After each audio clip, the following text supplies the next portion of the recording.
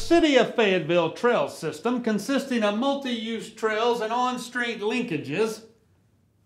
Hey, what's a linkage?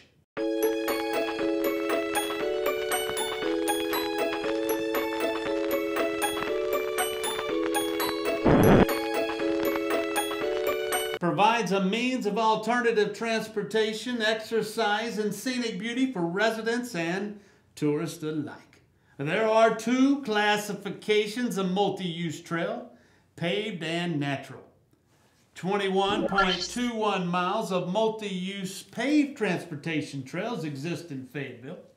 3.15 miles of trails within parks, and another 16.04 miles of trail are all natural. For a total of, let's see, carry the one for over 40 miles of multi-use trail. And that number continues to grow. Multi-use trails are intended for use by both pedestrians and bicyclists. Motorized vehicles, except for wheelchairs, are not permitted on the trails. There is a certain hierarchy in who has priority in the trail system. And in case of natural trails, for one to maximize his or her enjoyment gained from the Fayetteville trail system, as well as the enjoyment of his or her fellow users, he or she should follow trail etiquette and safety protocols. An exciting adventure on the Fayetteville trail system requires proper preparation. When entering or crossing a trail, one must yield to others already on the trail. Notice the yielding taking place here. Excellent form. On the trail, all users should stay to his or her right and travel in the same direction. To travel on the left, one must go to England.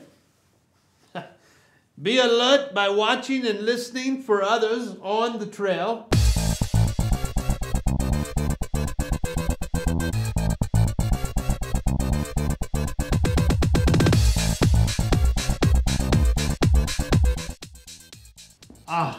There we go. The use of headphones means one must be especially alert by paying close visual attention to the surroundings and other trail users. Trail speed limit is 15 miles per hour. And yes, this goes for all, including speed walkers. Faster trail users should always yield to the slower moving trail user. Sorry, I really don't have a visual for this. Look ahead and behind and give audible warning prior to passing other trail users. Watch it. No. Proper audible warning. On your left. Passing. Good. However, it is very important that one yield to oncoming traffic when passing, or else the results could be quite painful. Cyclists should use hand signals to alert others of intended turns. Left, right, stop. Don't hold a convention on the trail path. Move off the trail when stopped so as not to obstruct fellow users. If one happens to be with a pet during his or her trail adventure,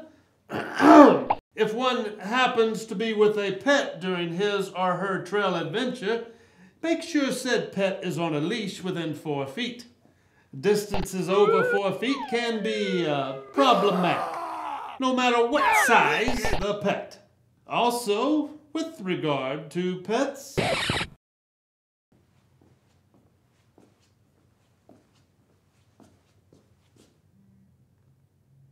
don't be that individual who does not clean up after his or her pet. Bags are readily available along the trail. Remove pet waste from trail and dispose in designated trash receptacles. Excellent technique. Leave no trace. One must keep trails litter-free by carrying out what one carries in. While the rules of etiquette and safety for paved multi-use trails that were previously discussed in Chapter 1 also apply to the natural trails. Natural trails with their own unique characteristics call for additional etiquette standards that must be observed. Do not disturb wildlife. They are smart. Nein, nein, nein, das wär zu viel. Papa. Users should stay on designated trails. There's no need to Lewis and Clark it. That has already been done for you. Take care to avoid throwing dust or mud onto other users. Cyclists, do not ride on wet or muddy trails. Avoid wheel lockup. If a trail is steep enough to cause wheel lock and skidding when braking, dismount and walk your bike. Why? Because the trail erosion caused by those that don't decreases the effective trail traction and thus safety. So, in conclusion, adhering to these guidelines for etiquette and safety can make your City of Fayetteville trail experience an enjoyable one for you and your fellow pedestrians.